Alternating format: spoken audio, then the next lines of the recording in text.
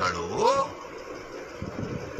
நான் நான் நான் என்று ஜீவனாக நீங்கள் எதை உணர்கிறீர்களோ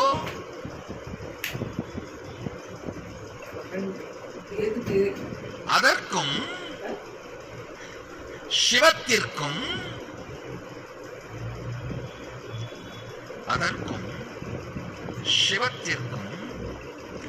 இருக்கின்ற இணைப்பு பாலம், தொப்புள் கொடி உறவு, சங்கல்ப சக்தி. ஆழ்ந்து கேளுங்கள். நானே சிவம் என்று உங்கள் சங்கல்ப சக்தி முழுவதையும் ஒன்று திரட்டி உரைக்க உரைக்க அது இருப்போடு உங்களை இணைக்கும். சிவம் இருப்பு, ஜீவன் உரைப்பு.